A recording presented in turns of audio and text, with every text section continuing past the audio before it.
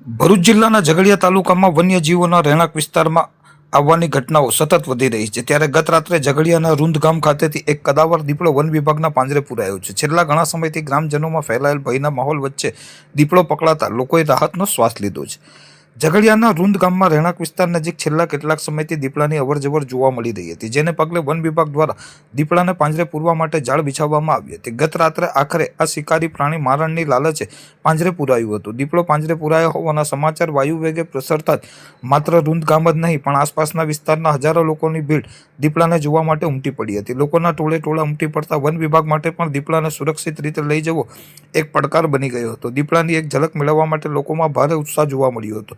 તો બીજી તરફ ખેતરોમાં કામ કરતા મજૂરો અને ગ્રામજનોએ આ પકડાયેલા દીપડા બાદ મોટો છુટકારો અનુભવ્યો છે। વન વિભાગ દ્વારા હવે આ દીપડાને સુરક્ષિત સ્થળે ખસેડી તેનું તબીબી પરીક્ષણ કર્યા બાદ તેને જંગલ વિસ્તારમાં મુક્ત કરવાની તજવીજ હાથ ધરવામાં આવશે। જોકે હજી પણ આ વિસ્તારમાં અન્ય દીપડાઓ હોવાની શક્યતાને નકારી શકાતી નથી, જેથી લોકોએ સાવચેત રહેવું જરૂરી છે। ઝઘડિયા પંથકમાં અવારનવાર દીપડા દેખાવાની ઘટનાઓ બનતી રહે છે, પરંતુ રૂંદ ગામે હજારોની મેદની વચ્ચે દીપડો જે રીતે આકર્ષણનું કેન્દ્ર બન્યું તે પંથકમાં ચર્ચાનો વિષય છે।